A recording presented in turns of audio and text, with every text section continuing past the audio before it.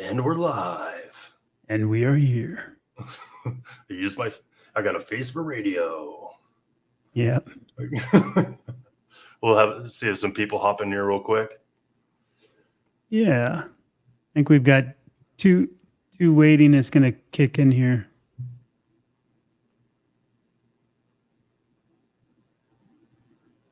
All right. Well, I'm super excited. We've got Chad from Minimalist Carnivore, and I'm Aaron from the Kilby Life, and we're going to be talking about carnivore stuff. What else did you have on the list? I think, that's just, I think we'll kind of play what comes out. We're kind of doing this for a fun thing because we aren't really doing an interview. We're kind of meeting each other for the first time. So we'll probably talk a little bit back and forth about, what's going on with us. And I know we both have a lot of faith in our background, Christian faith. And I think that's one of the things that I think is important because it pulled me through some dark times. Oh, yeah. It definitely did that. And, it's taking care of the body and getting through that too. So I think even that can come up with us. And I think we're comfortable with that kind of stuff too. And, basically my journey was, I was in good shape most of my life. I taught scuba for 15 years in the islands, mostly from Maui in the Caribbean, and had some issues and no excuse. When I moved to the mainland, junk was cheap and it was plentiful. And instead of hunting and fishing every day, I went to Costco and got cinnamon rolls and ballooned up to 275 pounds, like I said, where I quit weighing myself. And, I tried like the dumb green thing, and I tried juicing. I tried like all these different things and nothing worked. I even tried keto for a year. Didn't really budge because I had too many like, oh, I can still have teriyaki chicken, but it's keto teriyaki chicken. I can still have barbecue sauce, but it's keto barbecue sauce. And I never changed those old habits and stuff. And then when I got into carnivore, it just, turned away. And that was 3.5 years ago I got into carnivore. And like I said, I'm back down to basically 175 to 180 pounds. That's awesome. So that's my quick story. What's yours kind of for your journey to get into your... Well, I mean, I've been dieting on and off for years, 5-6 years. And I just tried to get off the carbs and did a lot of keto. And it just never worked for me. There was too many different things I can eat, and I'd get hungry and just like give up because I was starving to death. And I got up to, the highest I saw was 277 pounds. And I was in a situation where I went to the doctor and they're like, oh, you have type 2 diabetes. And I'm like, okay. They're like, what do we do? It's like, we'll take this medication. I'm like, okay, I'm going to go home. I'm going to talk to my wife about it. But I hopped online, and within 5 minutes, I saw that type 2 diabetes was reversible. It popped up like, is it reversible? And it's reversible. And I'm like, why wouldn't my doctor tell me it's reversible? Which just really got me going because I was frustrated that they wouldn't tell me it's reversible. And so that's what kicked me down the road to doing a bunch of research on diets. And I was like, well, I know low carb is good. So if I'm going to go low carb, I'm going to go zero carb. Okay, what's the zero carb diet? Oh, it's called the carnivore diet. Well, crap, people can eat just meat and live? Yes, you can. You can. And so that's what got me going. And then I just started seeing results. And literally this morning, I was watching a video from about 50 some days in.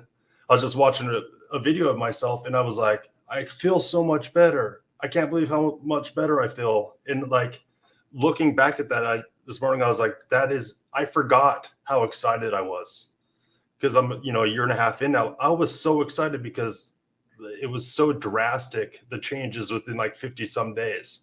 My energy level, the way I can think, depression and, fog and, the snoring went away right away. But it was like, I was reminded this morning of how quickly I felt better because, being on it for a year and a half now, you kind of forget how much better you are. Yeah. I watched some of your video stuff, just, curious. And I know you worked out a lot, like in the beginning. I mean, you were like busting yourself in the gym. It looked like, I think everyone just gives me more credit than, or at least you're recording some good, like it. I was doing lats behind my head, and people are like, you're going to kill yourself. You're going to like, I didn't even know what I was doing. I just had a weight thing. I was like, I'm going to try it. And was that also, you think, to hurry it? I was actually working out before I started my diet just because Okay. it's the right thing to do. And doing a physical labor job, I was like, well, if I try to lift a little bit, but Hmm. people would be like, "Oh, do you lift weights?" I'm like, "No."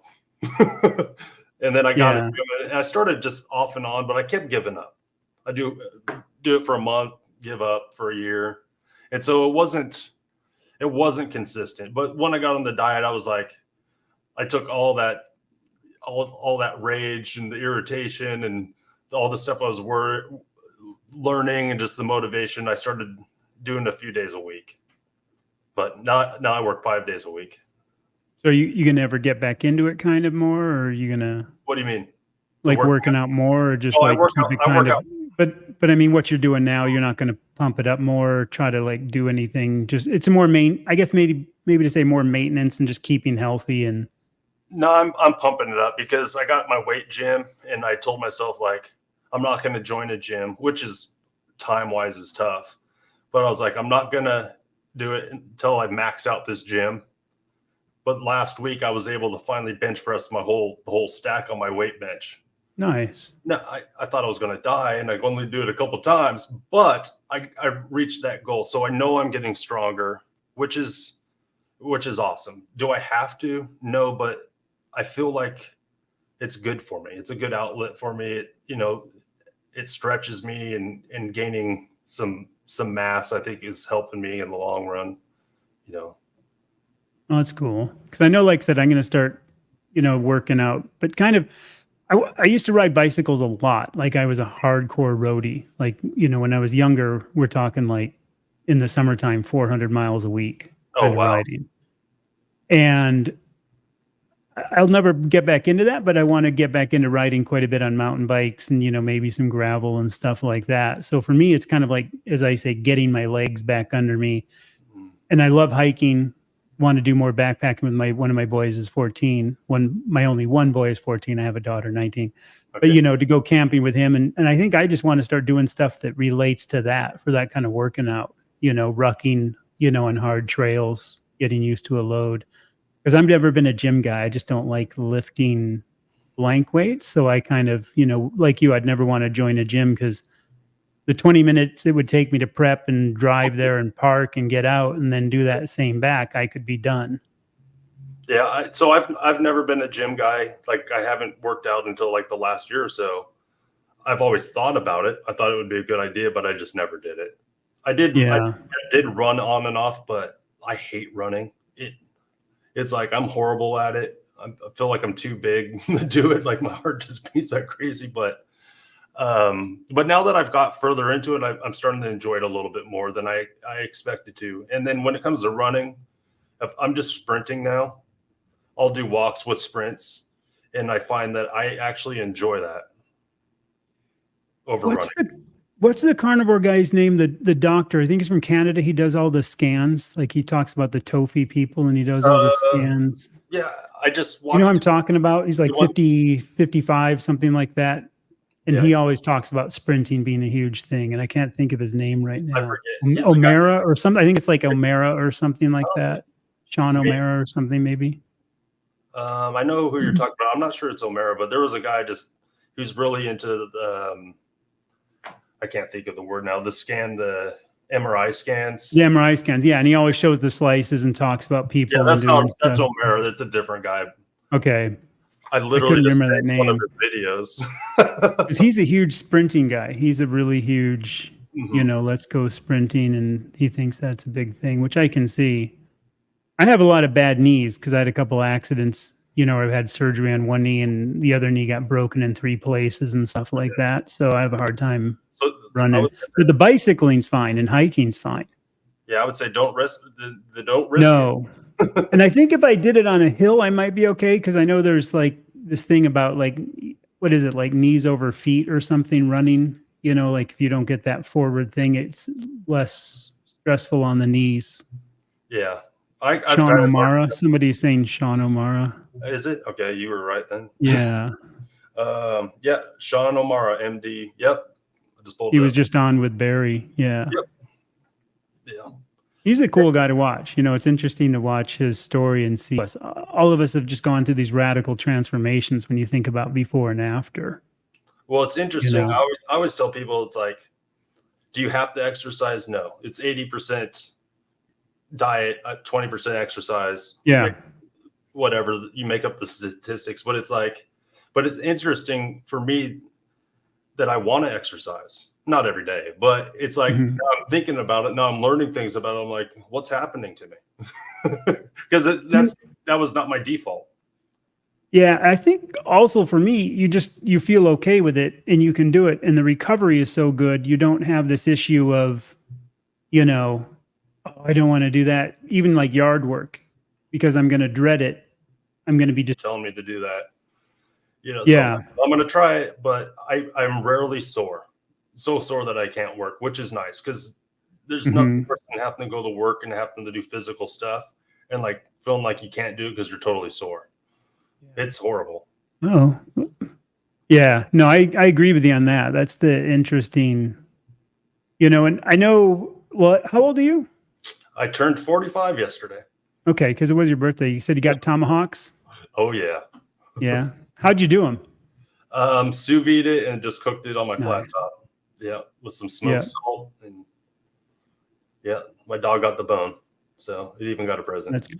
Well, I got some tomahawks like last week just because they were on sale. They weren't like prime grade or anything, but they were still good, and they were on sale for like $8.69 a pound.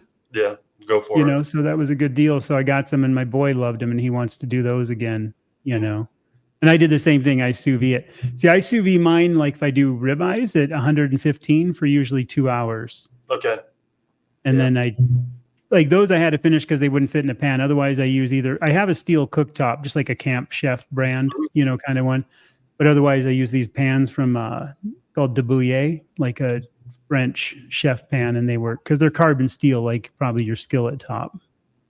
Okay. But they don't fit, a whole tomahawk. Yeah, I got some titanium like coated stainless steel pans that are like really good, but they won't fit that. So I just use my flat top. Yeah. I'm not. That's cool. I can cook outside and not have grease everywhere in the house right now. So that's what I'm doing. Yeah, because I know, like age wise, I'm 60. Oh wow. So yeah, and I'll tell you, man, for being 60, it's like I don't feel it. It's just I guess you're a 60. So yeah. So that's the good thing, and I worked on boats for 15 years of my life beating, I've got a little bit of weird kind of spot stuff, but I mean, you can kind of tell these used to be red before it went gray, and, Swedish ancestry. Redheads aren't really also. yeah. But it's like, not really known for tanning, but I have some pictures of me, of course, from, like I said, working in the boats and, the islands. And I was just, insanely dark. And they always say that totally hurts you. Now, back then I was eating a lot of rice because it's kind of an island staple, but I hunted and fished almost daily. So I was eating fresh fish every single day and a lot of hunted, deer and stuff like that, and a lot of hunted birds. So in some ways it was kind of a healthy, diet minus the rice and some shoyu and stuff like that. And I don't know if that helped with the sun, because that's the other thing. And I mentioned this in a video recently, is like, I don't get sunburned nearly as easy.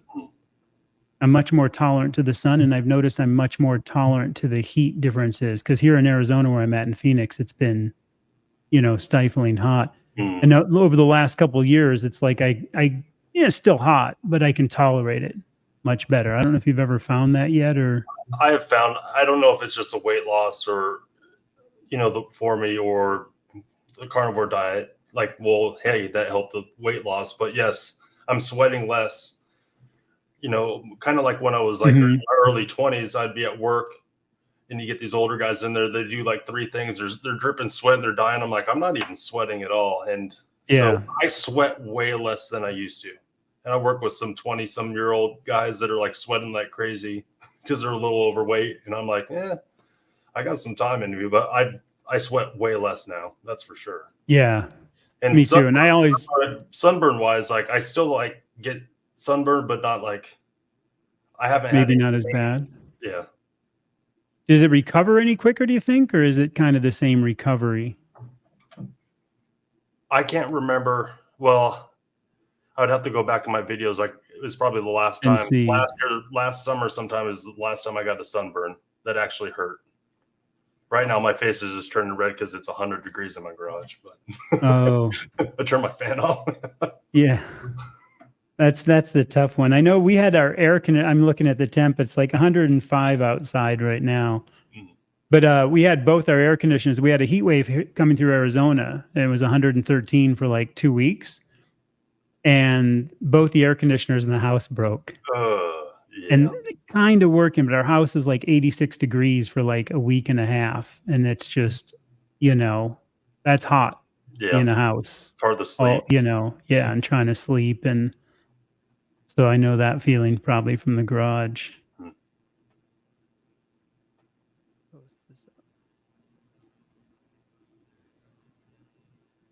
Yeah, I definitely think so.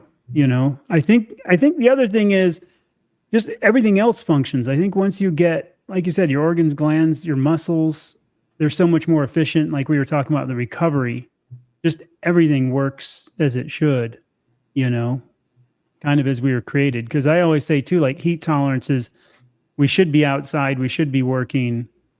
And that heat tolerance that some of us get, and I think maybe that's more long-term, because I don't know exactly when I started noticing it, probably not till the second year. But it's like, that's what we should be. We should be able to be outside and take a little bit cooler weather and a little bit hotter weather and kind of deal with it, and maybe not sweat as much, and everything else working too. Yeah, I believe that. Then I look at my dog and, she rests a lot in the shade. Yeah. Let's look at even animals though, when they're out there and, whatever, Sahara kind of thing, they're usually lounging in the shade, quite a bit. Yeah, I think, for me, I think nutrition, metabolism is one, but nutrition level, I think might play a role in also, like having adequate nutrition will just make you function, your whole body function better in general. Mm-hmm. Yeah.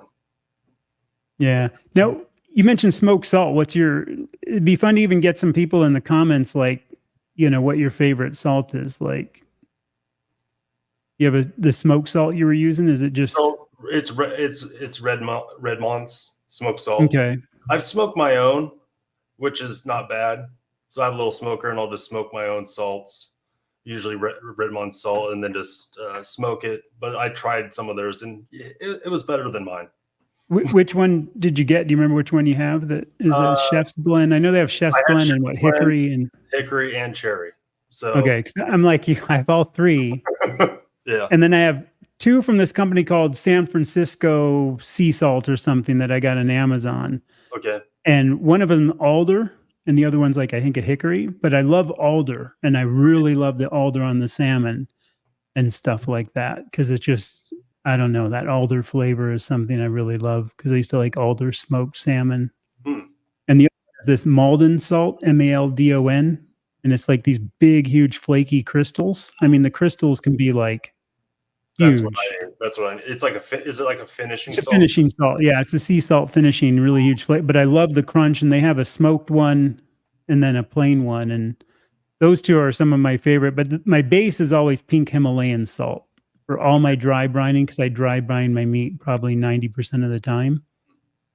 So I'm always using pink Himalayan kind of as my main salt because the mineral contents. It's like the, Redmond stuff, it's like there's going to be that huge base of the minerals, and the sea salt doesn't have as much, I know the Celtic salt, is better too, but so I don't use table salts, but I do like the smoked salts because it adds that throw of flavor.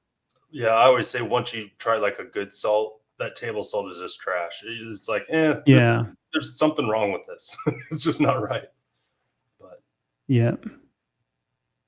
Well, Nelly knows. I actually sent Nelly some smoked salt, so I can't remember what I smoked it with. It was either apple or pecan or hickory. I can't remember. I've done a few different batches. One of those. I just sent her something that said it was bad drugs. I've got to get a smoker. That's one of the things. It's just tough kind of right now where I'm at and what with the, I can do it, but I just got to, and I'm also just in such this flow with my basically between the sous vide and just regular grilling, how I do the dry brining and stuff like that. But I've got to get a smoker. Yeah, I should have probably labeled it so when people ask me what I did, but that's all the wood I own. So currently, Yeah.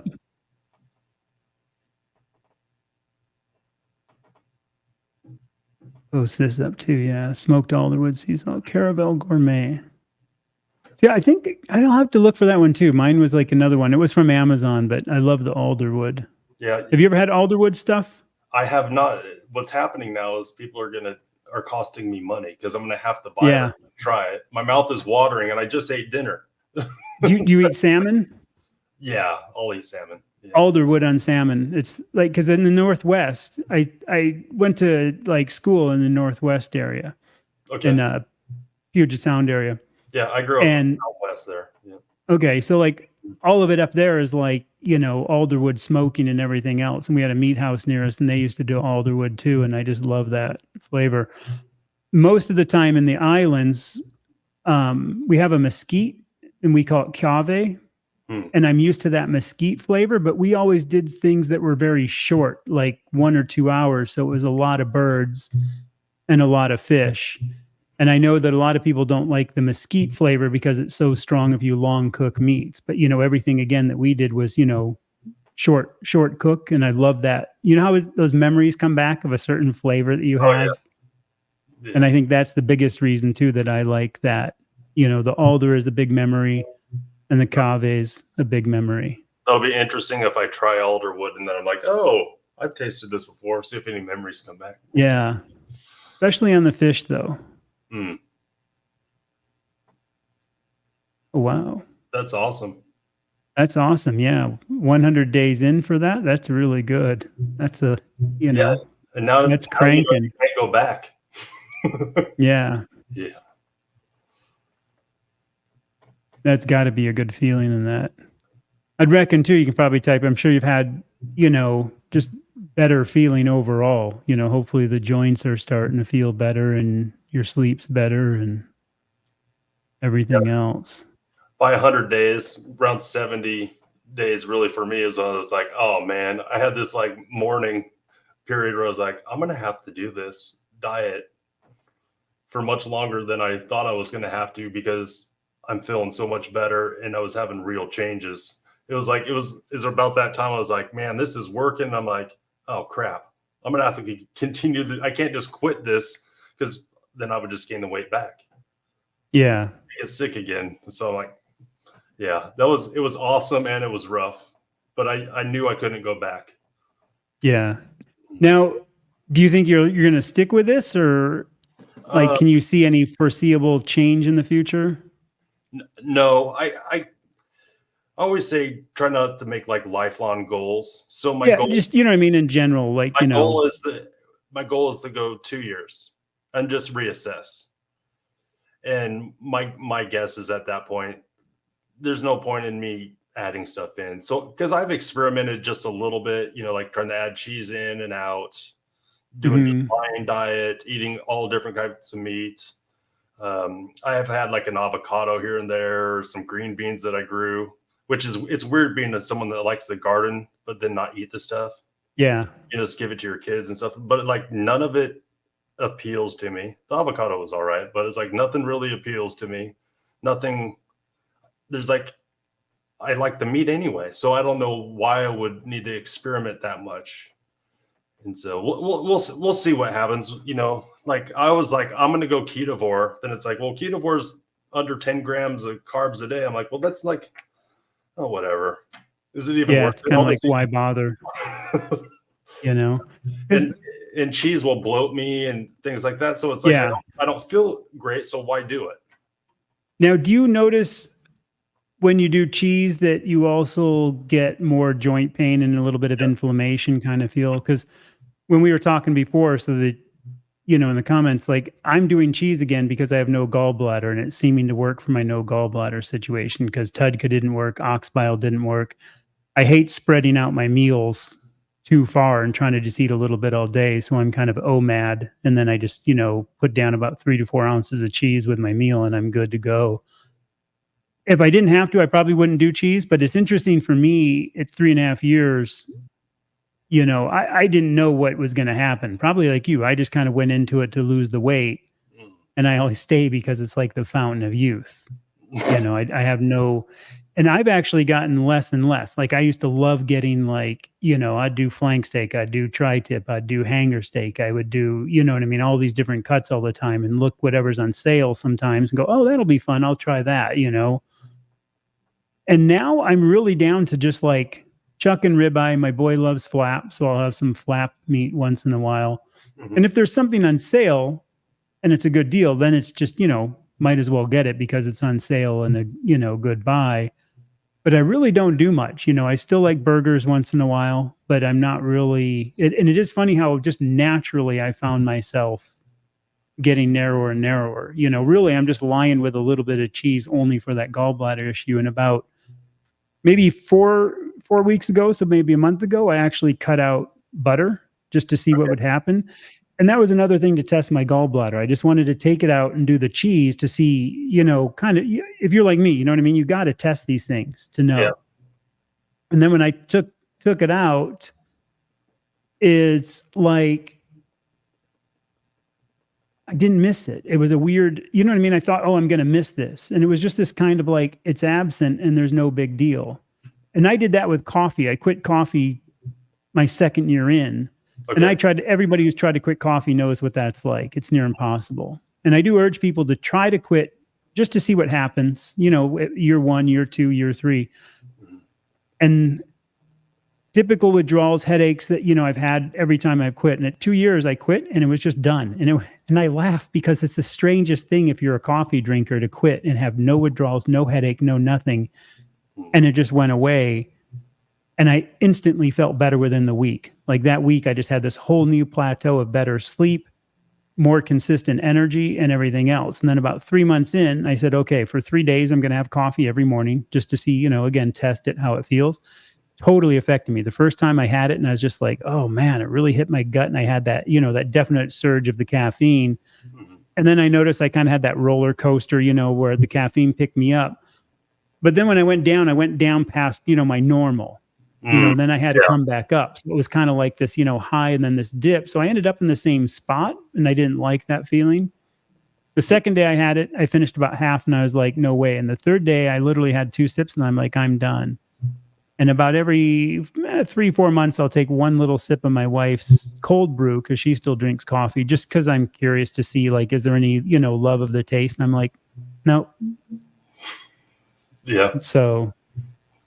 Yeah, I mean, I have a love-hate relationship with coffee because I gave it up last year for a few months, and I had headaches like crazy, like for a while, and then I was like, I felt pretty good, and then I had a rough day, and I tried some coffee, and I was like, dude, this is awesome.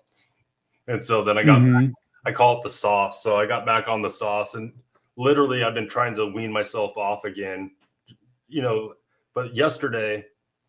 I've been weaning myself off, but I was like, okay, I get 2 cups, like 2 fluid cups or whatever, my volume.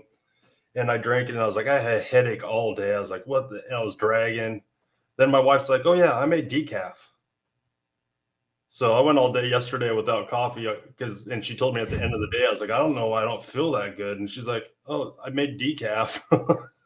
That's funny. But it's so it shows it's the caffeine, doesn't it? Though that kind of shows you there is something about the caffeine in it because you thought you were. Well, and it's like I probably best case scenario, you give up coffee and stay off coffee. But at the same time, I feel empowered to try it and not try it and wrestle with it a little bit because I feel like I'm not ready to completely give it up. But I know I should, but I'm way closer than I was before because I've actually given up, and I know I felt better for a while. Mm-hmm. I felt better for a while, but then after, you just have one day, and it's like, okay, then I feel really great, and then I'm chasing that kind of high, which is like it's the only drug I'm taking. So I don't know. Yeah, it's a mental thing, and I know it. So for me, it's and this will relate to the question, like I've been carnivore 3.5 years and I did keto for 1 year before that, too. I'm going to bring this up just so we know. I know it's at Nellie's Needs Meat. She's asking, but I think it's important to know too, like what other people are doing. That's why I brought that up. So I know it's a weird double question. It took me till 2 years to quit coffee. So I think too, that's one of those things that I'm really casual now, just like, kick the can down the road because it's such a huge part of somebody's life. That's why I just say try it, but don't. That's how I at least tell people, me kind of looking back. But I'm glad I did because, like you said, you notice that difference. It'll be interesting if you try it, like say at that 2-year mark, and then notice even more difference. Yeah, I did it because I was going to be doing Lion Diet, which I didn't realize, but because I gave up the coffee, I was like, well, I guess now I can actually really do Lion Diet without the coffee. And I was glad I did because, doing that all at once might have been a little bit rougher, but it was like, but that's when I got to my lowest weight when I gave up the coffee and was eating just Lion Diet. And I felt great. But then by the end of it, I was like, man, I just want to eat an egg. It was the weirdest thing, An egg. Yeah, I can't do eggs because I'm allergic to them. Well, yeah, there you go. And it's a bummer because I do love them. But all eggs, even like I don't know about duck eggs, but I've heard duck eggs are different. But I just don't, they're so expensive, so I'd rather just buy meat. Fair enough. But I do love them, but I get really itchy skin, and they just rip my gut apart. Yeah, so then it makes it not worth it. Yeah. So unfortunately, but I do like they're just so versatile. Like you can mix them with so many things. I'm gonna start maybe putting some yolks on the steak because I do like the egg yolks on steak. I think that's a really good, flavor and pick up a little bit of it. Have you ever tried salted yolks? No, but I've seen them, and that's one of the things, because they get that hard, so you can literally pick them up like a little. Are those the ones you're talking about, where they actually you can grate it on your food and stuff? Yeah. I have not tried it either, but I was just. That's funny you said that because that's one of the things in the back of my head I keep seeing. I'm like, I gotta try that because that would be the perfect way for me, not being able to have the whites, to not just have like a couple of yolks on a steak because there's so much. There's just, to me, it's kind of like a lot of hassle just for a few yolks. Fair enough. Yeah. But that's funny you brought that up. Yeah. Yeah. Now I need to do that. Yep. Put that from Susan. Wow. That's awesome. I mean, that's a big deal.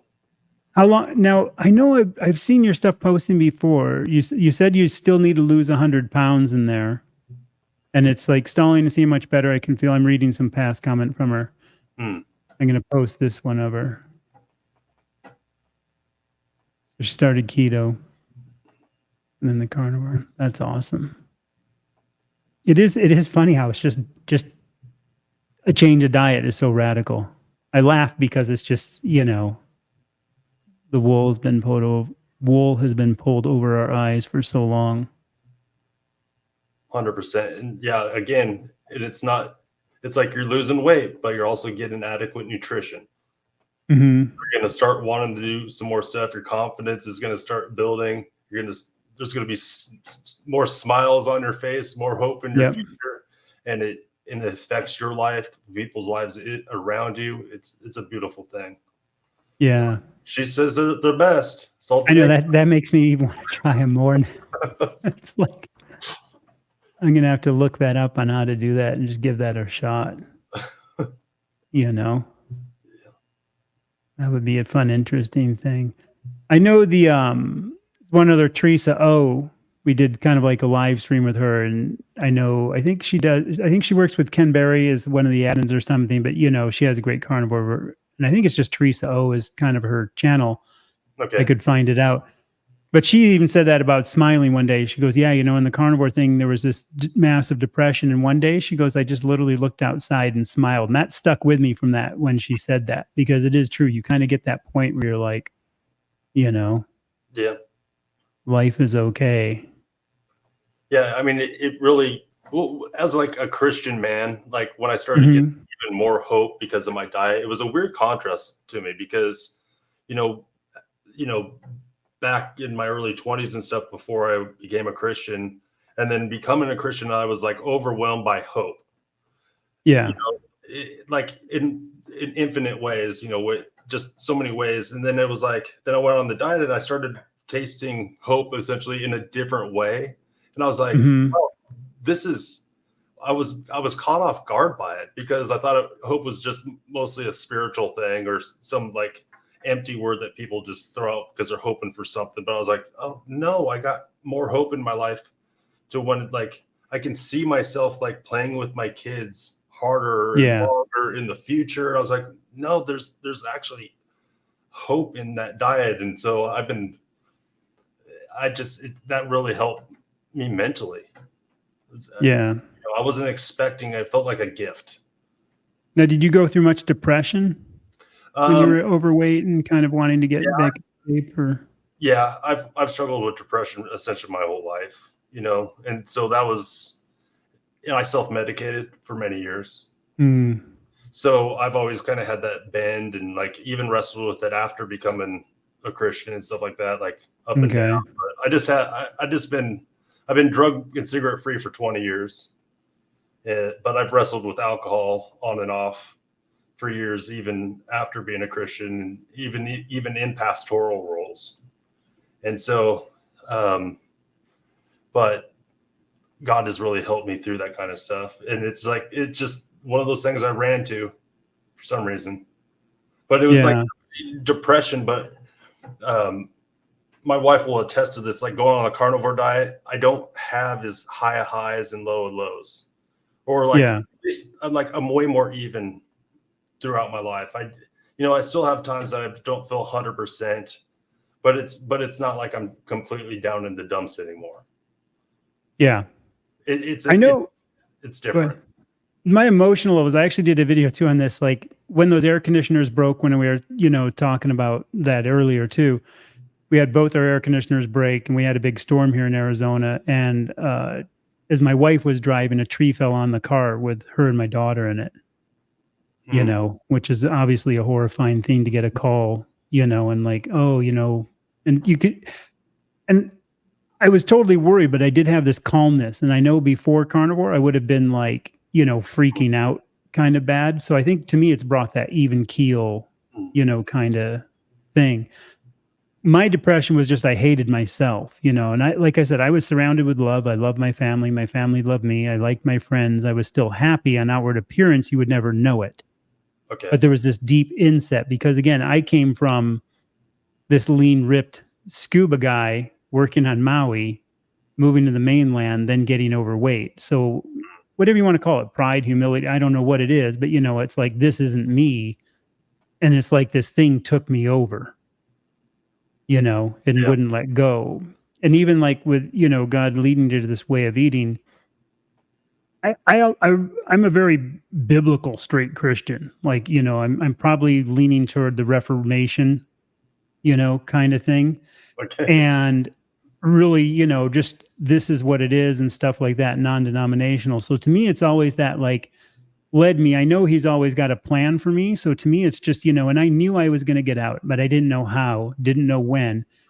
And I often am like, I know I'm going through this for a reason. And you got to have faith in that, but you still ask, why am I going through this? You know what I mean? In the back of your head, even when anything's, that he's throwing at you to learn from, I'm always like, wish I didn't have to do this, but I know I do, you Mm. know? And That, so that's, go ahead. sorry, it just reminded me of something my dad used to say that stuck with me. He said, like, people always say that God's not going to give you more than you can handle. Mm-hmm. Yeah, but then we add stuff on Yeah. that we can't handle.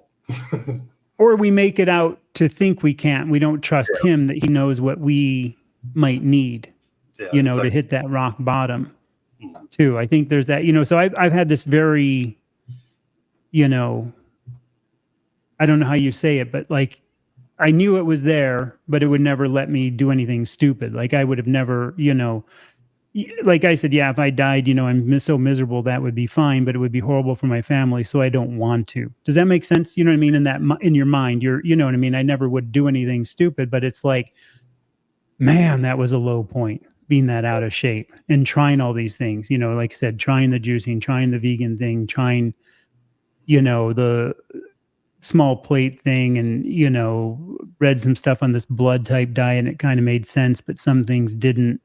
And now I kind of understand getting into that. And like I say, keto was kind of the door, and carnivore opened that door to health, because keto kind of started helping me, but I just ended up substituting foods rather Yep. than actually, fixing what needed to be fixed. Yeah, I call it, like, to me, it's like a big reset. It's like the carnivore diet is like the fastest, best way to a reset of how you think about food and how you look at food. And it's like down to the basics, and it's like kill and eat, Peter. God gave us meat to eat for a reason. It's to show us that something has to die for us to live now, and if we want to make it to heaven. They get spiritual about it, but and that's even like with some of the other stuff. I think meat is what we're based off of, but we're also created in such a way that we can handle some other things. Correct. Be it fruit or some vegetables and things. And again, if we're domain over this world, that makes sense. From the plants. And obviously, it was told we're going to have a hard time tilling the soil and pulling things from it. Mm-hmm. And if you think, at least, I'm not trying to overinterpret it, you know what I mean? But it's like, it's hard to get that stuff out of there. And yet animals are there for us. We still have to hunt them and do things, but that is there as the base. And, some of this stuff is going to be hard. So at least too, there's those options. If the hunting isn't good, you can fall back on this. And that's kind of too how I view it, from that aspect. Yeah. Yeah. I mean, those are like, but we've gone so far away, when it comes to food being processed, that like you rarely see actual food as it was made. Yeah. There's none of that. I watch. I always bring up the show Alone. You watch Alone, and they're out there in the woods, like starving to get death, eating blueberries and pine needle stew and all this. Yeah. It's like they're like, if I can just get an animal with fat, I'll live. Mm-hmm. Yeah. Well, that's because that's real. That's what people would be doing. They would be going for the meat so they can sustain themselves, or the fish, and they can gather some stuff, but it's going to be tough. Yeah. And when you look at those cave paintings and everything, like I always joke, you don't see them like making a salad, or you don't see them on the great broccoli harvest or something. It's like it's just everything about it. And even like, you look at the Native Americans, the plains, when they mostly had buffalo, and they were actually the tallest people in existence at that time on the earth. Wow. And it's like they were in insane shape. You look at the early Pacific Islanders, all the way from the Hawaiian Islands down through Tonga, even down into, other areas. And they were all lean and ripped. They were not like they are today. Same thing, anywhere else you look at it. There was a great show I watched on the Aboriginal people of Australia, when they got them back to eating the way they did. And most of them, really started losing weight and getting better, eating kangaroo and some like iguana and some other stuff. And they did eat some of the like roots. I forgot what root there was. Yeah. But it's side dishes. It's not just. It's in addition to, yeah. And see, I never had the struggle with alcohol, luckily, or smoking or drugs or anything like that. I just, we would jump off like stupid high cliffs and stuff in the islands. I never got much up over 70, but we were hitting like cliffs in the 70-foot range all the time. Yeah, which is a pretty good jump. And 55, 65, and there's usually a couple girls around. So yeah, and we would just do it for fun. And we would do some into like shallow water just to kind of see. We'd try to time. We had one that was about 25 feet. And we'd time it. So you're either going to land in 3 feet of water or 8 feet of water as the waves coming in. So it was always a fun thing to mess, and when you mess up, you feel it, what I mean? Because you're hitting lava rock, and it was like pretty brutal, Yeah, just thinking about it makes me cringe. Yeah. But, that's what you do when you're in your 20s and 30s. And I'm not 50, Ricky. Leave me alone. But when I am 50, I'll be in good shape. That's my goal. Yeah. That is for sure. It's one of those things too, like I said, for the people in the comments, I don't know, some of you probably know me, but like I'm 60 years old and I don't feel it anymore. And appearance wise, it's interesting because my skin's gotten better for long-term carnivore, 3.5 years. My skin's gotten way better. Like all the skin tags have disappeared, because I did get those when I gained a lot of weight. But I'm also taking better care of myself. You know what I mean? You just feel better about yourself and, I don't know, just general, it's not like I didn't shower before, but it's just like, I care what I shave with now. Like I'm kind of into like older fashioned razors with a brush and, hard soap because I don't want to put goo on my face. I don't want to put lotion that's not healthy on me. I don't want to use suntan. So that's what I mean by, you know what I mean? Yeah. So like thinking about what goes on me as well as in me. Yeah, protecting your investment. Yeah. In a way, yeah. Yep. Trying to look through the questions here, see if I can. Got to get used to this. Yeah, they just keep going. You gotta watch out for Ricky and Nelly. Yeah.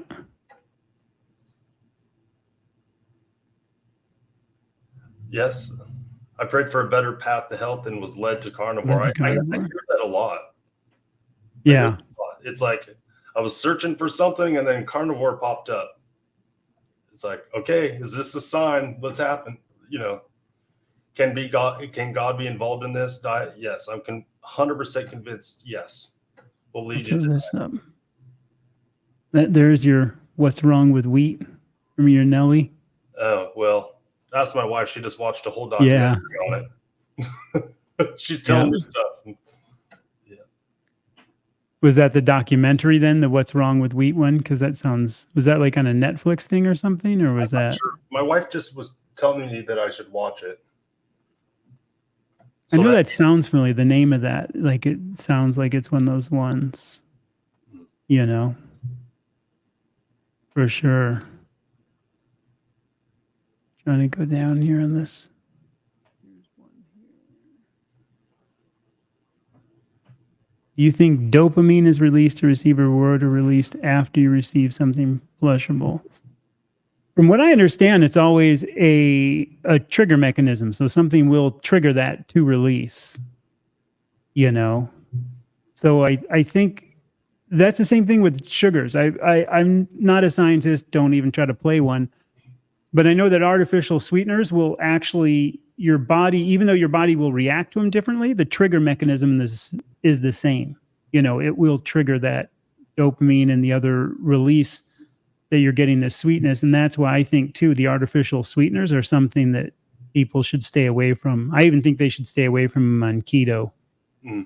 Just flat out nix all the artificial sweeteners. And I always kind of joke because like, stevia or stevia, however you want to pronounce it, it's from a leaf.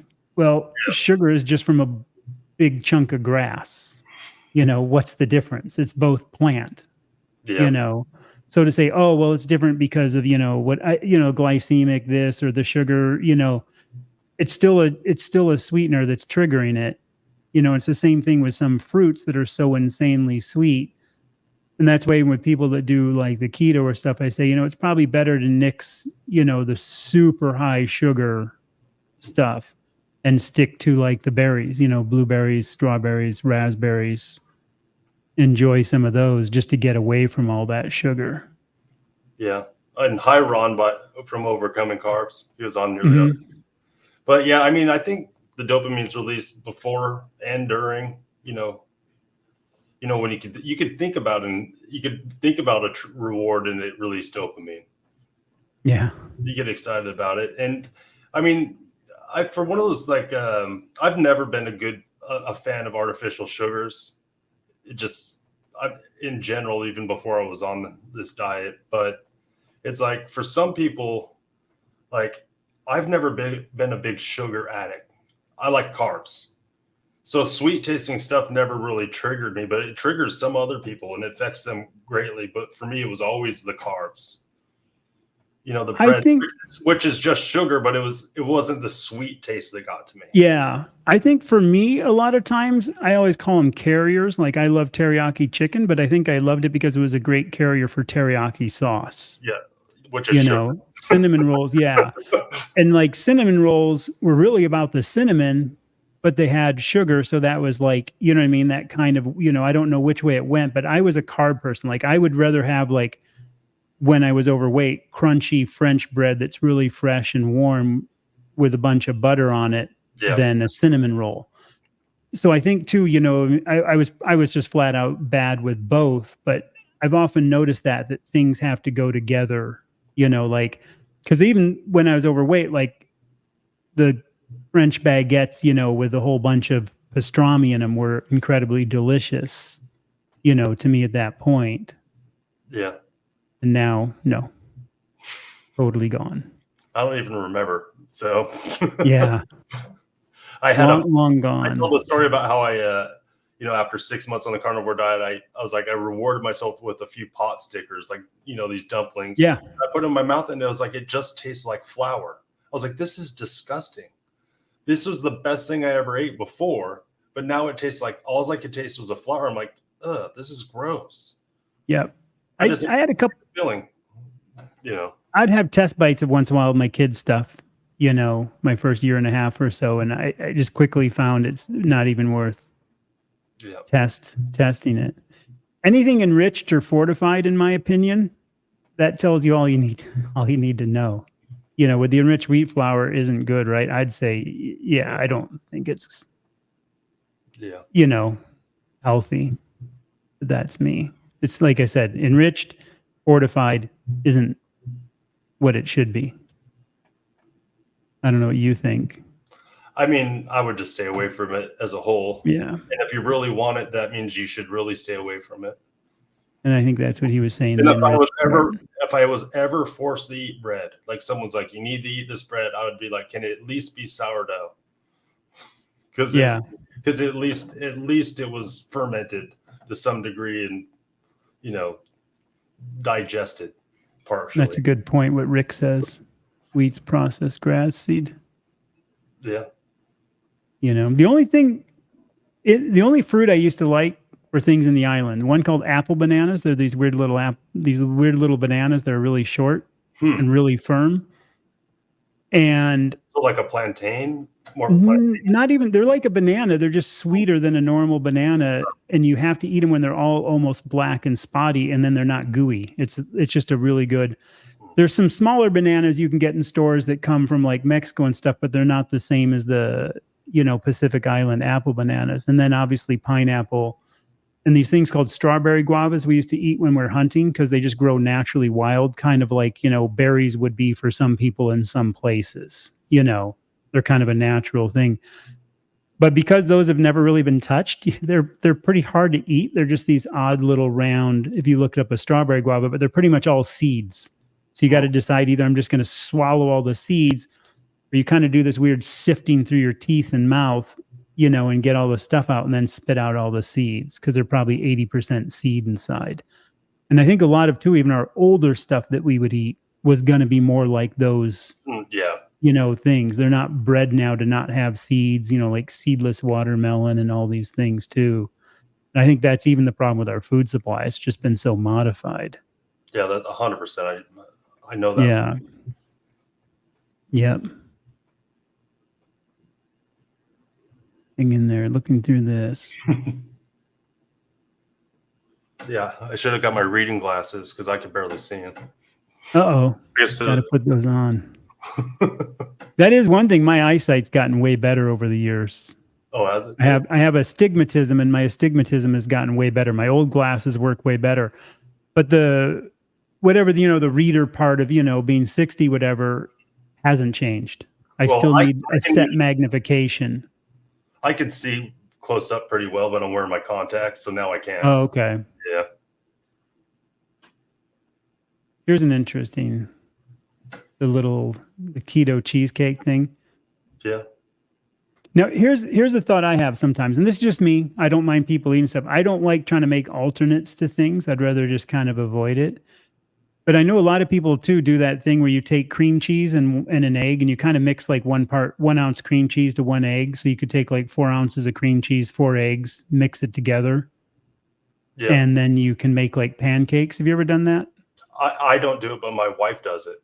So you're familiar with it then? Yes. Definitely. Yeah. Because there's definitely a lot of stuff like that. There's again the eggs. They're just so versatile, if people want to do something like that. But I do think that's a better way to do something, to have like keto cheesecake if somebody, does want to binge back on something than jumping fully back to regular cheesecake. I mean, when it comes to that, sure. Like, but I would just never trust anything at the store that says keto ever. No. So, And especially all the new packaged ketos, when you pick them up and they're like, oh, cane sugar's in there. I always laugh at that. Like, okay. yeah. So in my mind, like best case scenario, you own the cow, you feed your cow, you milk your cow, you make your cheese, Yeah. you do the whole process yourself. And then, you're feeling pretty good about and confident about what it is. Like I raise quail, so Okay. I eat quail eggs, and it's like, I know I raised them. It makes me feel good about it. There's a confidence in that. And, and then, I value it too. How many quail eggs, or how many quail do you have, and how do they lay?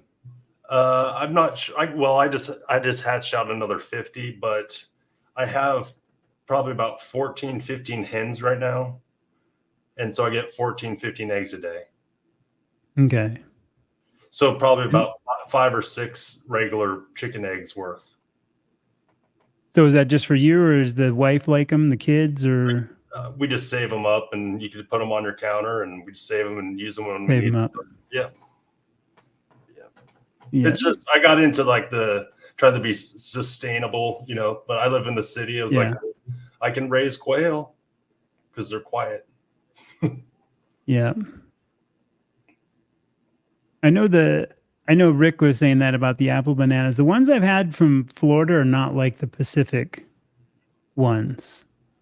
Even though they're the same, they're still a different. I don't know if it's how they, how different they are, but I know they're different, because I know the ones you can get like from Mexico or the ones from there are good, but they're different. But again, haven't eaten those in years. No desire to go back. We have a thing here in Ohio called a pawpaw tree that will have like these little round fruits that smell just like bananas. Huh. It's weird. I've tasted a little bit. It was like a starchy banana. Yeah. So I know they used to fry bananas a lot. They used to take them and fry them and that. And in the islands, you have lychee, these little weird jelly-like things that are, I think it's what you knew or what you know when you had them, more than anything. Yeah. There you go. You already know that. You're going to know everything there. So yeah, Nellie, is good friends with my wife, and they talk about food and all these stuff all the time. And Nellie is like the master of, making different foods, like replacing, like, because her whole family doesn't eat like a carnivore keto diet, but she's like always trying to find recipes like she can make for her family that are a little bit better. Yeah. And I've tried to do that. It hasn't really worked out so well yet, but Yeah. Barbary figs. Yeah, there's a lot of, and this brings me to something too, like this Barbary figs or the apple bananas there, or the things. I know, obviously, for the carnivore, we know that meat was everywhere, and all these things weren't everywhere. And obviously, yeah, and they're different. And a lot of these things, like I said, like those strawberry guavas that never got anywhere, are just gnarly to eat, but they're there when you're hunting because they're left over, from kind of, whatever time. And it just doesn't make sense that like, oh, you need these avocados, you need kiwis, you need this vitamin C from this, because we know that they wouldn't have been available to like all these other people all throughout the world in all the different places, even what people from here to the Inuits to, Australia had completely different stuff kind of thing. Love cream cheese, but no dairy this month. Oh, with Kip. Yeah. Here we go with the sea lion diet. I wish I would have thought of that. Yeah. That's a pretty good one, though. Kip and I were talking a bunch about cheese the other night. You're not cheese, but salt, when we were talking about the salt, because he's so into his smoking and stuff like that. But yeah, and like I said, I almost lived on fish and rice for like years, I don't like shellfish and I don't like crustaceans. Okay. That's the one interesting thing, I tend to like, like blue pelagic fish more than anything else. I don't even know what that is. I just said just like ahi or mahi or ono or wahoo, like fish that live in the blue ocean part of the ocean. We ate a lot of reef fish, but when you get to those fish that are out in the cleaner waters, that's the kind of fish I always like better. Just I thought it tasted better and was cleaner, because some of the reef fish, you have to be careful of what they call ciguatera, because like if the little fish get consumed by the bigger fish and it works its way up the chain, it can contain this thing that basically gets you really, really sick. That's the one thing. So much food is processed with sugar nowadays. Even Morton's, I didn't know that Morton's had sugar in it now. I know they have a lot of junk how they bleach it. When I watched the thing on the process of the bleaching, it was pretty scary. It's like the seed oils that they go through all the process of, chemical stuff. Yeah, I'm literally trying to Google that right now because I've never heard of Morton salt, Ida salt having sugar in it. Yeah. I'll have to look into that. I just don't like, like when we were talking about salt earlier, like the Redmonds or Himalayan salt, too good, both I always call it mined salt, mountain salt kind of thing. And the sea salts, I don't mind sea salts for finishing, I used to only essentially use Morton's kosher salt or Kroger brand or whatever like that. But what's the details of the sea lion diet? I heard about it for the first time today. Carnivore Kip and Barbecue kind of coined it, and it's just basically like a lion diet with some fish. That's how, he's kind of, but it's a good phrase. He came up with a good one there. It's like I heard him joking about it. It's like, no, you don't just eat sea lions. Yeah. Be like the Inuits just eating the, Yeah. So I've critters. I've done some most of my diet is probably sea lion diet, because I'll do, beef, butter, bacon, eggs, which is not really lion diet with the eggs and the bacon, but the eggs for sure. But then I've always wanted to add in some salmon on the weekends or shrimp or whatever, because I enjoy it. So there's that. Yep.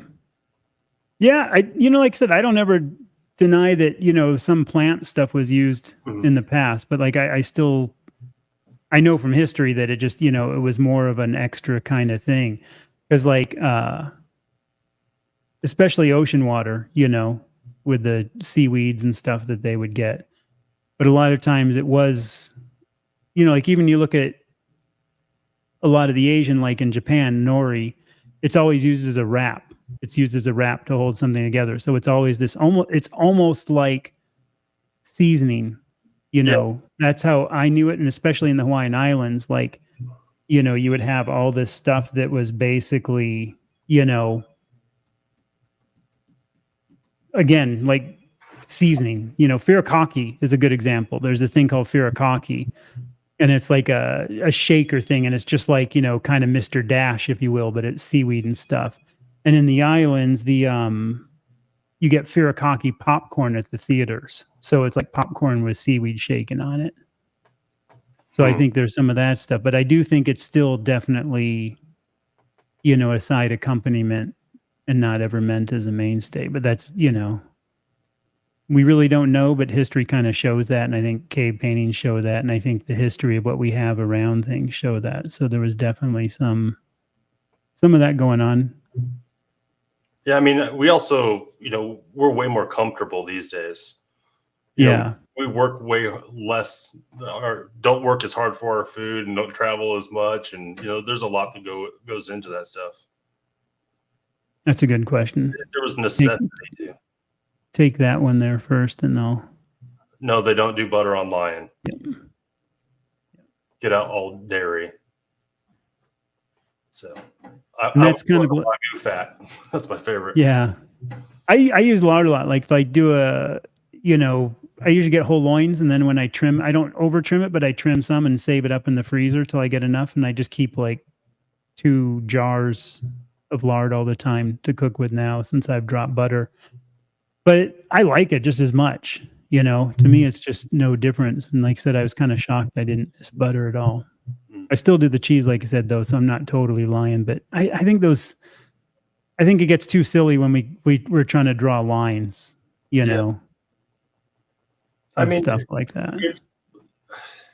I guess my philosophy on it is always changing. I just want people to have control. I feel like there's so many people that are out of control on their diets. It's like, I want you to have control, and I want you to have a healthy way of looking at food and what food really is, and not let it have ownership on you, over you. And, obviously stay away from the processed foods and junk like that. But if you got some control and you can experiment, like you're saying, you gave up coffee, took a while, and you're experimenting with some cheese now. You have the power. It doesn't own you. Yeah. You own it. And it's only for that reason. I know why I'm doing it. I am doing it strictly because of the no gallbladder situation. And I know that hit that I take, I get more inflammation, and I pack on 4 pounds that stays there. And I don't know if some of that's water retention, just because, the way cheese can do that. But I don't care, because the flip side is my digestion and how I can absorb fats is just so much better. It's what it should be. I'm basically back to what I should be after doctors have ripped a part of my body out, kind of thing. So many salts add dextrose. Just reading that makes me angry. And that's too, because right above that, that's what he kind of corrected that up as dextrose, but that's sugar. I used to grow mushrooms in the same garage here, gourmet mushrooms, and I used dextrose in all the agar work I did. To grow the mycelium and stuff like that. Well, so a lot of times too, it's the anti-caking agents too you got to be watching out for in some of these, salts or seasonings and stuff like that I think. Somebody just said that Walmart iodized salt has sugar. Mm-hmm. I can believe it though, unfortunately. That's what shocks me, is like, once I really started this diet, did you really get more aware of reading the ingredients as you went through the stores? Like when I shop at Costco, I'm like, oh, bratwurst. You read it. Bummer. And I think, I could have the bratwurst from the Kirkland brand bratwurst, but I just kind of think, why do I want to ingest 3 grams of sugar when I don't need to? It's kind of like, why are they, I know it's for the flavor and whatever else to make it more appealable, but they're good the way they are. Yeah. Sorry. No, that's okay. Go ahead. I was just saying, I started reading labels, and then it started making me cuss all the time. Yeah. And I was like, it's like, because it's just frustrating, because it's hidden in there, and they're not forthright, in the market, and how they try to skew all the rules and stuff like that. It's like, oh man. Yeah. And it's also like, once you come off this, and I think everybody probably knows this, that comes off this, and then you do try something that's like that, and then you really realize how sweet some of these things are that don't need to be, and how we're definitely that frog in the water that's been brought to boil, with our flavors and tastes. I was just having a discussion with my wife last night about, because we watched this like homesteading channel, and they're processing all their tomatoes, and they're making sauces and stuff like that. And it's like, okay, yeah, tomato sauce, that's great. But then the reality is it's not that great unless you have the sugar. And obviously some of the other like onions and garlic and basil and stuff like that will help. But really, you add that sugar, and that's what a lot of people why they like the sauces is because the sugar that's in the sauce. Mm-hmm. I know the groundwater salt. I've heard that, but I don't know too much about it. I know I did a video on Lewis and Clark that was interesting because they talked about fatty meat so much and how like when they would get buffalo that were lean, how they would just take the bone marrow and tongue and leave the rest. And they talked about making salt in various parts. And I'm having a feeling probably some of it was groundwater. And what's interesting is even going back to something like the salt, how some people don't really care if they have salt in this diet or not. And some people are like, oh, you've got to have it. And some people are like, I'm fine without it. Lewis, actually, I think it was Lewis or was it Clark? Anyway, one of the two, it's in that video, just it's funny when you hear these guys talk, oh, my buddy Clark, oh, my buddy Lewis, he could care less for salt one bit. The rest of the people loved it and they had it, but it is interesting that there's people doing it. And I know Dr. Chafee's always said that. I watched a video of him maybe about a week ago, 5 days ago, where he said, yeah, right now I'm not salting my meat. I'm doing it to taste. And my taste right now is that I'm not salting my meat. And I'm sure that'll change. But I know I go through quite a bit of variance of how much salt I put on. Because like we were talking earlier, I dry brine all my meats pretty much 90% of the time. So I'm putting on pink Himalayan as the base, the dry brine for 24 hours to 48 hours, depending on thickness in the fridge. And that absorbs, then the rest of it cooks off.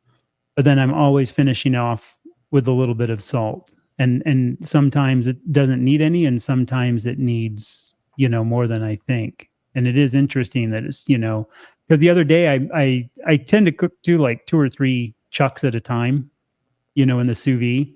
Mm-hmm. And that way they're just ready sitting there in the bag. And then I throw them back in the sous vide for an hour, heat them up, then go finish them in my pan or go finish them on the grill. And I always have leftovers. My way of eating is I always have leftovers in case I'm hungry for a second meal. I like OMAD, but I'll if I'm hungry, I'll eat. I don't have any reservation about just going, yeah, I'm hungry. And I had these leftovers that I'd had from the day before. And this was just like 2 days ago. And I went and it was so salty. And it was so funny. Just from that previous day, they were so salty the next day that I didn't even want to eat it almost. Interesting. That it changes that much that quick. Yeah, I don't know if you ever go through that or I've experienced some days I can't get enough salt, and other days I'm like, I don't feel like I really need it that much. Yep. The tallow is great. Yep. And also in like I said, I'm into this, shaving as kind of a hobby, with double-edged safety razors. I just call them double-edged, but they're, like older fashioned, where you put the blade in. And tallow soaps are huge. There's a lot of really good soap makers that make like really good tallow soaps and stuff. And I've noticed my facial skin has gotten way better shaving, which is an odd thing with a double-edged razor over the cartridge ones and the canned goo and stuff. It is so much better. To me, it's carnivore for the face. It really is. It's a pretty wild. I had a man that I haven't seen for a while, a friend. He's like, "Oh, your skin looks nice." I'm like, "That's really awkward for you to say that." But hey, Chuck's here. Yeah. Now, have you had a beard just for fun? Have you had a beard all the time, or is that something? I try to keep a half beard at all times. I'm growing out a little bit for hunting season. I'll tell you this. This is a funny story because again, I taught diving. So I had a regular goatee, and I guess this is technically a Van Dyke. But when you wear a mask every day for a living, having hair there, it just, the mask is constantly kind of leaking a little bit. So it became to this. But I grew this because I was coming in from a dive, and I had a Portuguese man of war wrap around my regulator, and it just got stuck on my face. And I couldn't get it off. It was just so stuck. And I was trying to take the regulator out and pull it off, but it was just so stuck, and it just left. It's healed fine, but it left so much scars. It just left me just totally ripped and red and scarred for like 6 or 8 months.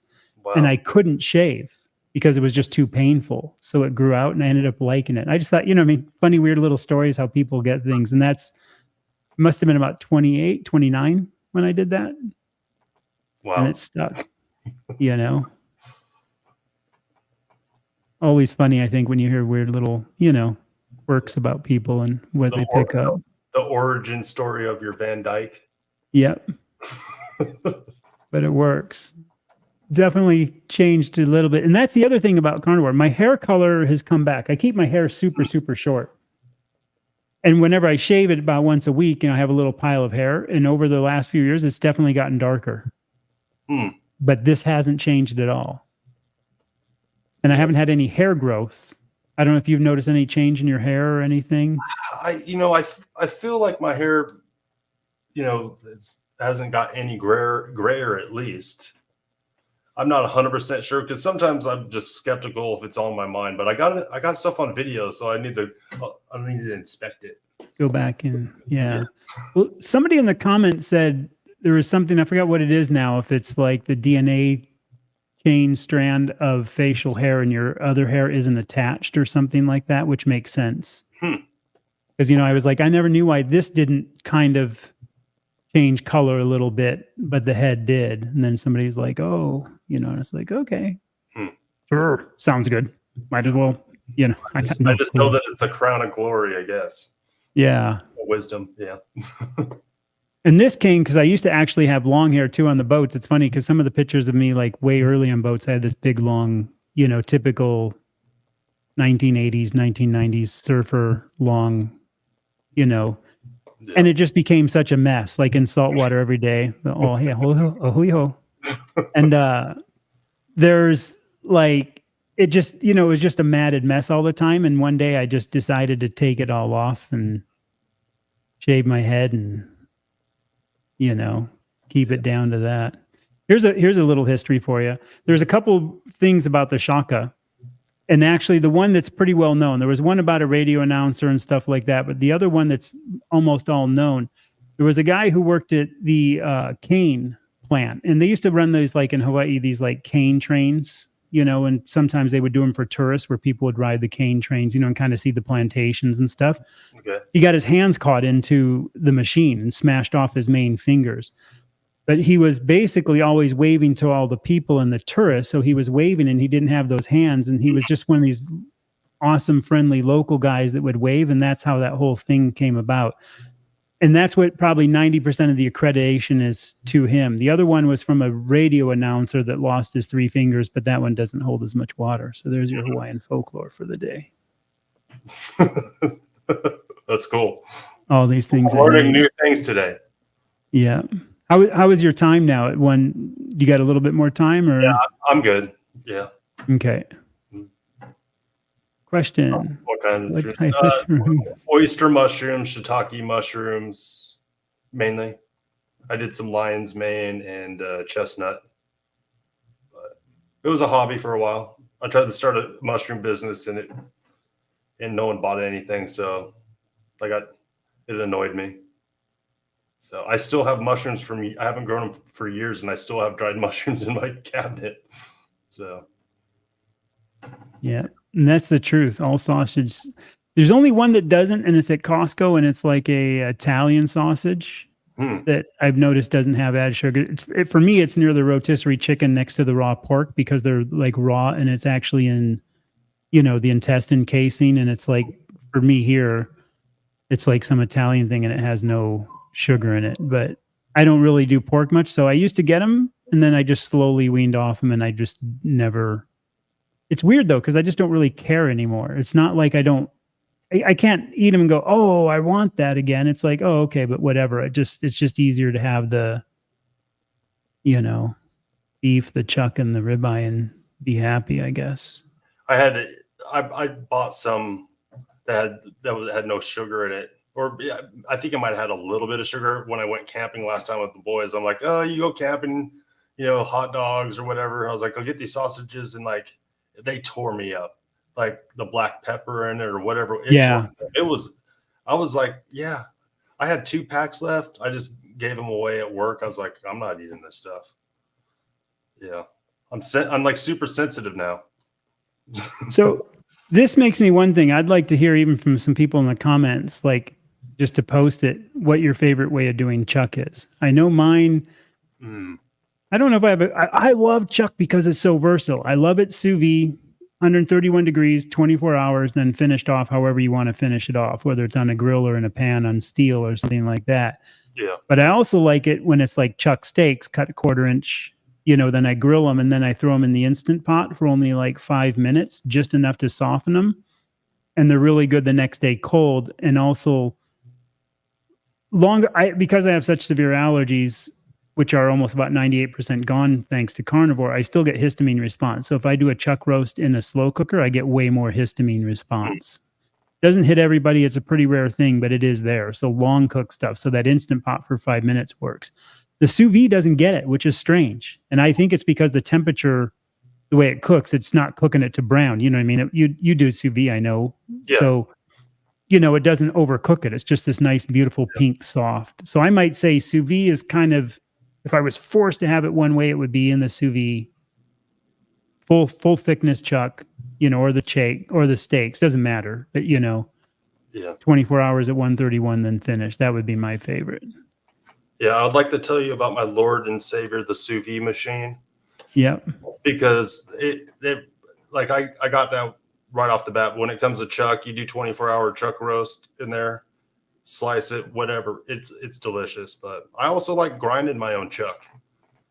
Yeah. You know, it's not the same as like the chuck you get at the store. You can grind it however you want, and it tastes different also. So I tried grinding my own, and I just like the regular chuck better than the ground. So it was kind of like, you know, and I tried a brisket chuck mix, and I kind of like the brisket alone or the chuck alone better. So I was just like, you know.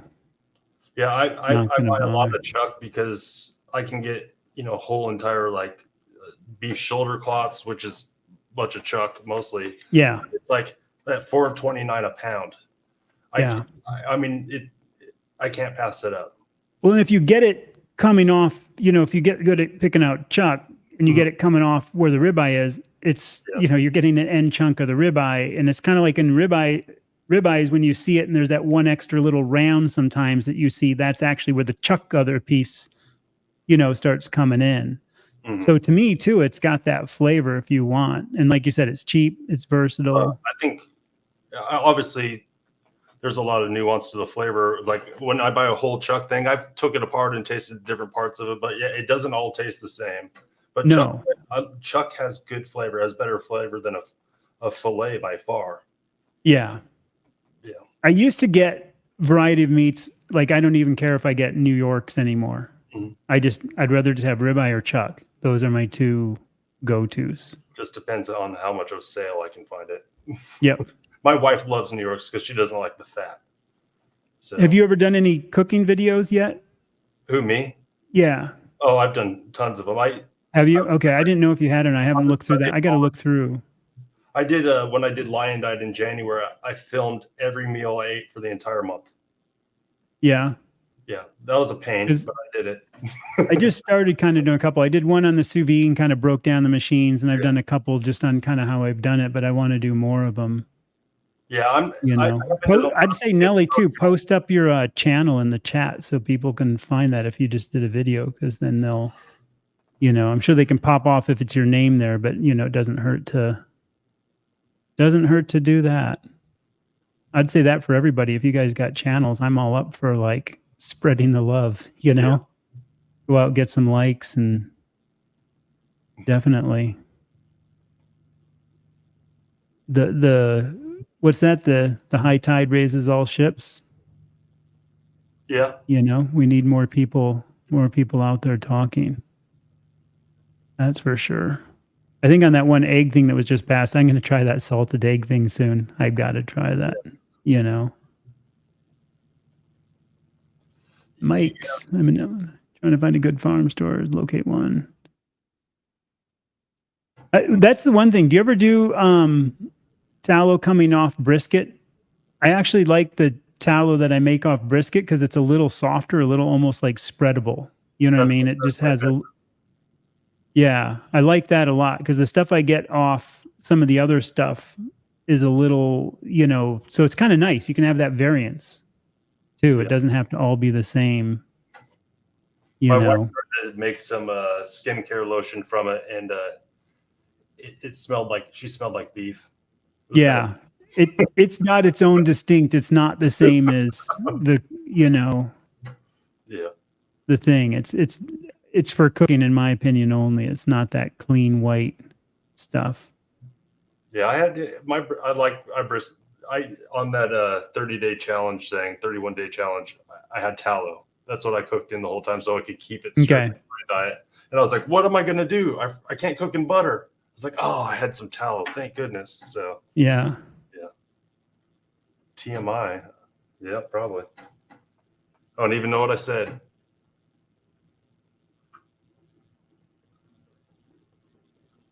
I saw that there and I went past it. I got to get better at driving this thing.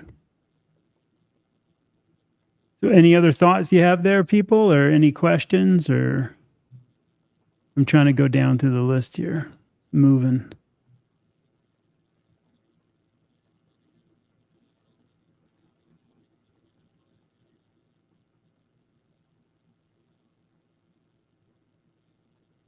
Yeah, I was reading this, about the tallow and the beef fat trimmings, grass-fed. I have not bought a lot of grass-fed beef. Like, I've looked in the area and it's so expensive for one, but like I would have to buy a whole cow. Little shout out here. Yeah, I tried grass-fed for a while and it didn't make any difference. Okay. But I want to try it again because, again, I love testing things and I do want to try it again at some point. But right now, financially, I can't afford it anyway. There's one for you. What was the tongue roast? That was going to be a good one to hear. Beef tongue. Yeah, how was it? It's the best pot roast you ever tasted in your life. Okay, I even ate the tongue out of the deer I shot last year, my bow. And it was good. Well, it's interesting. Like I said, a thing on Lewis and Clark that I did about their eating because of how they mentioned fatty meat so much and how they were, the fact that they mentioned it like 200 and I think it was 54 times in their diaries shows just how important it was if they're writing it down in their diaries on what they were doing. And they always talked about, like I said, when they shot lean ones, they would take the marrow bone and tongue. Yeah. I mean, it's one of those things that if you get past your head, and you eat it, you're like, oh, and you just taste it, you're like, oh, this is good. But there was to bring up the show alone, there was like the one where a guy had to survive 100 days and he got like a musk ox, but he was out there in the winter just breaking open the bones and just scooping all the marrow out of all the bones. Yeah. Just to survive. And, he won $1 million because he was willing to eat the bone marrow. Willing to eat it, but it's good stuff. I know, like I said, even with the marrow bones at Lewis and Clark, I think the men said that marrow bone soup was one of their favorite things to eat, on that. And I don't mind marrow anymore after I got it out of my mind. Marrow tastes delicious. Yeah. Salted and grilled. Yeah. Do you like chuck steaks, like the thin ones, or do you like the full-size chuck, Aaron? I like it anyway. Doesn't matter.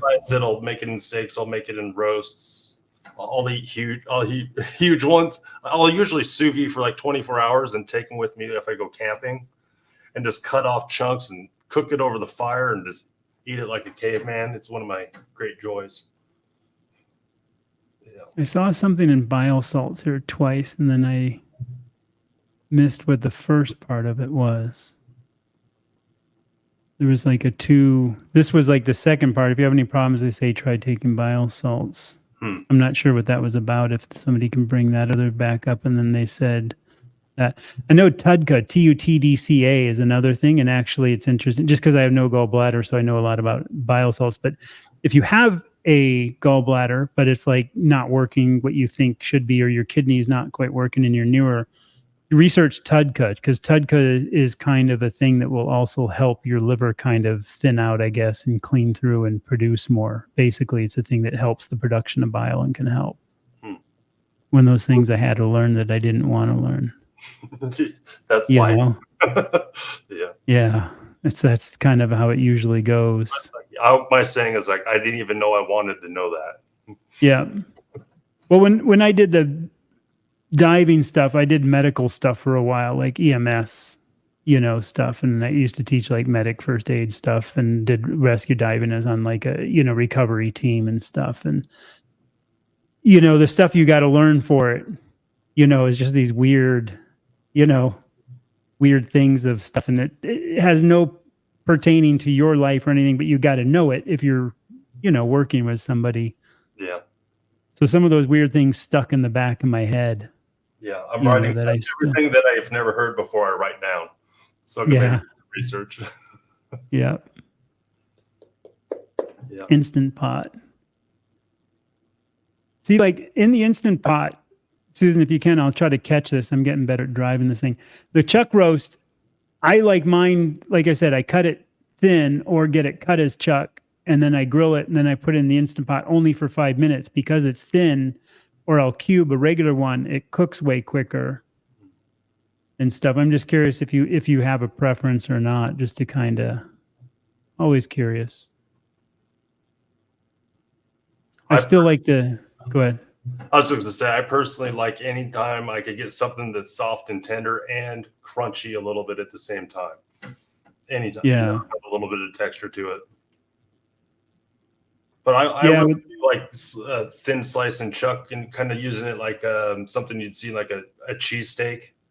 Yeah, I've had that before, and I want to get a really good deli slicer at some point so I can do it just because I'm even thinking like when you get the chuck and when you get your own, whole backpack or loin, instead of cutting it like they do with the grain, I'm just going to cut it longer. So when I then can slice it, I can slice it with the grain going, short wise, and then just have these just tender fall apart pieces that I think would be good. And you don't have to cook it that much, so you don't have to worry about histamine at all. You just cook it quickly at a very high heat, with some tallow And when I make the chuck steaks, I'm always going to eat the tender parts. You know what I mean?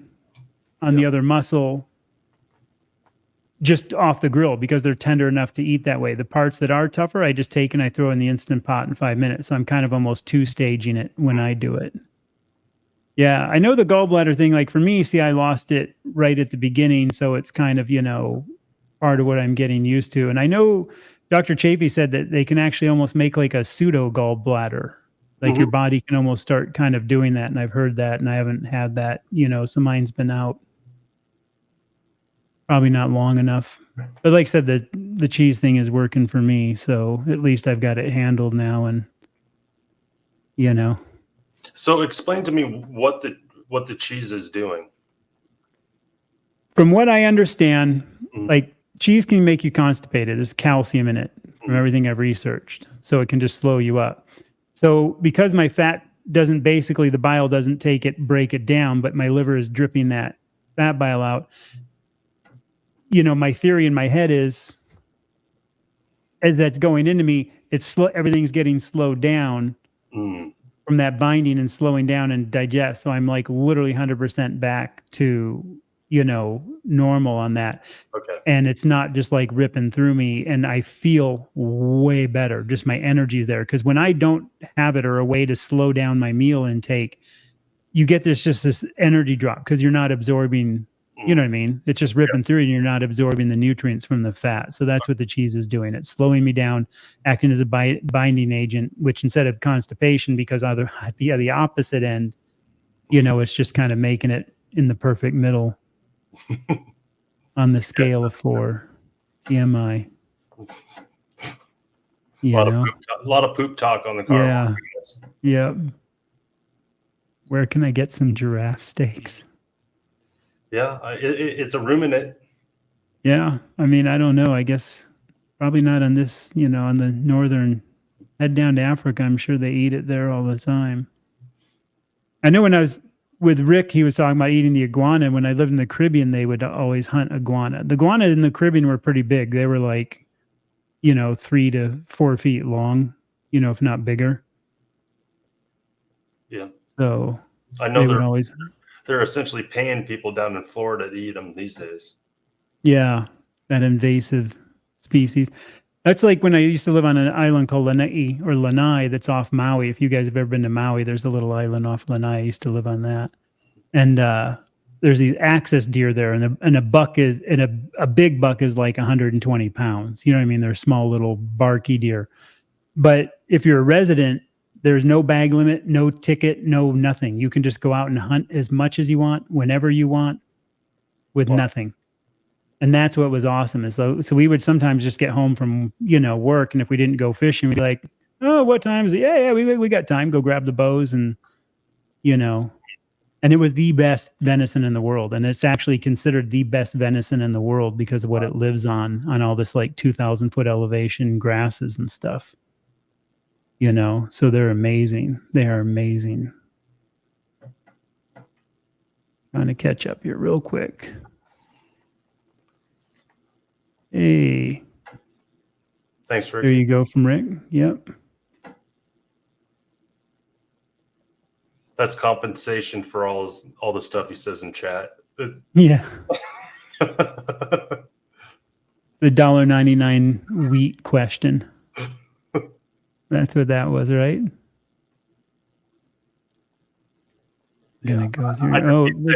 OMG, Ricky. So yeah, I didn't know that about bodybuilders taking it. That's an interesting little tidbit of information.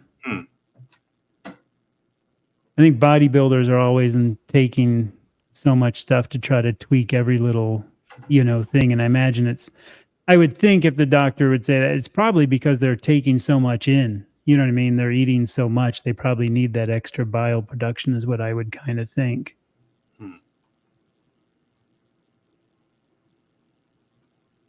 I like beef hearts, organ steak. You can grill it nice and chewy. Yeah, I mean, heart's definitely just a solid muscle. That's the one thing. It's not like some of the other organs as much because it is just purely a good, healthy, very healthy muscle, I eat every deer heart that I get. Yeah. And I have my kids sample it and they're like, yeah, all right. So you have to get a lottery and tags and everything to hunt deer where you're at? No. Or can you get a tag pretty easy? I can just buy it. Yeah. Okay. I wish it was like that here where I'm at because I wanted to try to do that, but it's like, yeah, you got, you're lucky if you even get drawn to get a thing. Yeah. So that's kind of I have to work very hard because I have no land of my own. So yeah. Well, yeah, I think we're kind of, I don't know if we want to wrap this up at an hour 40 kind of thing. If there's any other questions. Yeah, that's a good time. Any other thoughts or anything and stuff? I know I'm going to be getting on here a little bit just for some fun coming up with Dave and Chuck basically too. We're going to be doing like a video kind of thing. We want to start doing this working out and get people involved, So we're going to be working on that. I think it's one of those, I like the fact that the carnivore people like that, because me kind of being newer this, all the YouTube people, I mean, working together to really kind of, you know what I mean? Yeah. I mean, it's not a competition. It's like everybody works together. It's a great community for people. Yeah, that's the one thing I'm loving. Yeah. And I've always been a lurker because I've been here so long, but I just always kind of lurked and I don't know. I just wasn't ready, to speak up or didn't want to, kind of thing. That'll be for you. Chuck and I are buddies. So that'll be for you, Aaron. Oh, I'm in Ohio currently, but I grew up in Washington State near Idaho. So over on the other side. Yep. Yeah. See, my parents are still out on the peninsula side, and then I had some other family in the islands and they're gone. And I miss the islands, but I don't. Yeah. I mean, I wish I would have seen them so far, but nope, I haven't been out there. Yeah. Yep. All righty. Well, it was awesome, man. We'll have to do something again. Oh yeah, definitely. Yeah. Had a good time. I think we have a lot in common too, like I said, with the faith and, even do something that bring, because I think that's an important thing even to close with, man, for us. Mm-hmm. And I think there's a lot of people like that in here even, I don't know. It just keeps, I think everybody has to have something to lean on, and to me, obviously, Jesus and faith is the strongest thing in the world to lean on. Yeah. And it makes getting through things easy. I don't know how you feel about that, but that's a huge. Well, for me, it changed my life, Yeah. I'm a Christian, and I got ordained in 2006 as a pastor. So I've been doing outreach and stuff. It literally changed my life. And yeah, I've had, for the most part, like on YouTube, I'm trying to be like just be myself, and I can't be separated from my faith and my interest in it. And I try to do it in a wise way and stuff like that, but I can't be separated from it. It's just that big of a part of me. My life is completely different because of that. And so I've had a few people give me a hard time, but most people are like, I think it's, there's always going to be some people against it. Like even when I was a dive instructor traveling around, and dive instructors are an insane party crowd. Okay. Like, I mean, they are just hardcore partiers, insane. And I was probably the only one traveling around with a Bible in my dive kit, that I'd keep back just to kind of keep grounded. And whenever I lived in places like the Caribbean or other places like in Micronesia, I'd even rather like seek out and hang out with the locals rather than all the people I work with every day, because then you see all these other, kind of walks of life and, stuff. And the Caribbean was an interesting viewpoint because I had a study Bible. This is just funny for you. You know what I mean? Just talking between you and I. And if people like this in the chat, hopefully it's okay in closing. I had a study Bible, and one of the locals there that pretty closed off island of like 2,000 some people. He just thought it was devil worship, man. He was just like, oh, no. And I'm like, well, this is kind of, and I was trying to tell him the history, and he was like, no way. The only Bible ever written is the King James, and that's it. You know what I mean? And it was a really awesome innocence of not, you know what I mean? Because again, they're just on a little island, and before tourists started coming to this little island, and they never had any other outside influence or knowledge of how it came to be. And I tried to go through all these things with him, but he was still just, no, man, no, we don't think that way, man, it's not going to be good, man, no. And he was just this, Yeah, not being a Berean, essentially. Yeah, it was funny, though. I always tell people, I was like, yeah, I only read the original Greek, Hebrew, and Aramaic. Yeah. I always tell people, it's hard to unroll the scrolls without them like coming apart too. We've never lived in a time that we've had more access to the scriptures with better translations and ways to look up and dig for yourself what it says, how it was intended, sentence structure, word for word, thought by thought. You could do all that research. We've never lived in a better time. Now here's a fun one. What's your favorite? Like I like NASB and ESVs. Those are my two faves. Yeah. I mean, I think you kind of fall in love what you were like given at first. You start reading it. So I was given an NIV Bible.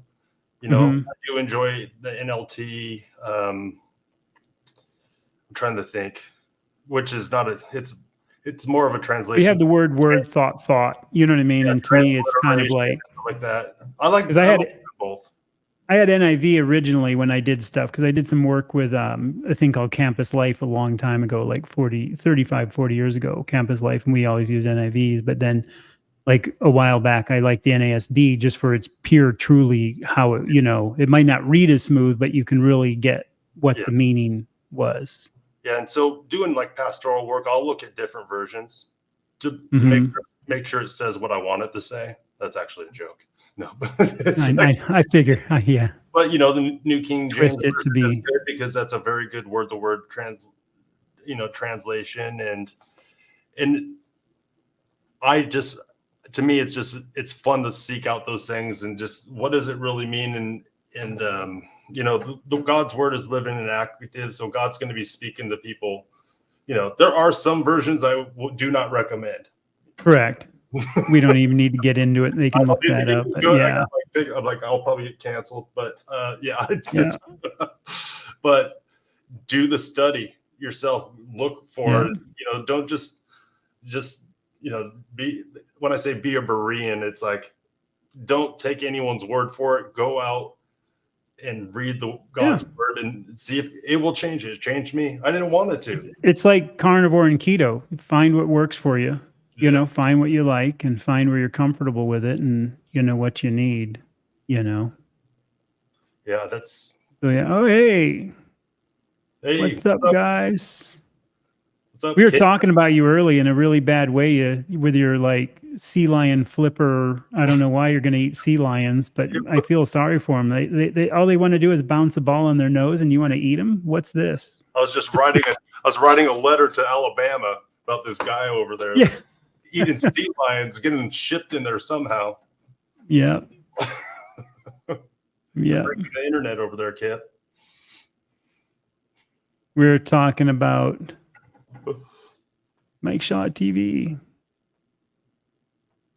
Yeah, people to head out, hit up Aaron and I if you don't mind, and hit up anybody else you see in the chat. Yeah. You want to do this, a good way to share. And I'm if you're like me too, I don't mind that people would want to share channels in the share your channel. chat. You know, No problem with that. if you guys want to post that, we'll hang out here for another minute or two. If you guys have got a channel, post that puppy up. Let people know. I know overcoming carbs. Nelly needs meat. Yeah. The 40-year carnivore. Breaking Thins in there, and Carnivore Kip, yeah. everything else. And Kip in there. Yeah, I don't know them all. There's so many channels these days. And I thought I got into it late. I was like, man, I was kind of early. Yeah. I do kind of think, man, if I'd started my channel like 4.5 years ago when I started, this whole journey, but I wasn't mentally in a state to do it. Yeah. Should have, could have, would have. If I went back 4.5 years, I'd be investing in like Dogecoin and Bitcoin, and I'd be eating like Wagyu. I'd have my own Wagyu farm, and Well, yeah, there's be a lot of what I had a dream that I woke up and I was so upset that I didn't buy Bitcoin when it was like $20 a coin. Yeah. Well, my wife and I turned down a job for 2,600 Bitcoin. Yeah. Because she has a graphic design company, and this is a long time ago. And the guy's like, well, I've got a bunch, how about 2,600 I'll give you, and then, whatever cash. And we were like, but shoulda, coulda, woulda. We probably would have went like, oh my gosh, it's like, $100, man. We're going to make, you know what I mean? Yeah. You can always think what you want, but that would have been an insane amount of money. So, Yeah, it capped out at like 53,000 or something per coin. Yeah. Yeah. I'm subbed to so many carnivore channels. It's a full-time Yeah. job. It's funny. It is. I still try to do it. I get a little sidetracked sometimes, but it's fun to watch when I'm doing stuff. I put it on my iPad, kick it up there, watch it when I'm doing dishes or cooking. I usually run around with headphones and cooking and watching them. And yeah, I'm always trying to learn something, watching shows and hop on lives and stuff. No one can do it all anymore. I can't even keep up with comments. Yeah. And that's been tough on a couple of mine that took off. But I'm so far doing it. Yeah. I got my well, awesome. I think we'll close this up, and appreciate everybody coming out, supporting us. And thank you. We will be doing it again. And I'm sure, I think Aaron and I will be doing stuff again too. We had a good time. Definitely. All righty. Hui-ho. Oh, the Kilby Life, Aaron's channel. Yeah. Yeah. You'd punch that in there really quickly. I'll have it too. Well, they should have it on the thing down there. My laptop's way up high. Here, I'll post this down there, and that should go in there. At the Kilby Life. Oh yeah, I beat you. Yeah. Beat you at your own game. You got capitals in there too, so yeah, you win. My keyboard's like way up here. I'm like, yeah. Yeah. Thanks, hon. Awesome. Take care. Appreciate it, everybody. Thank you.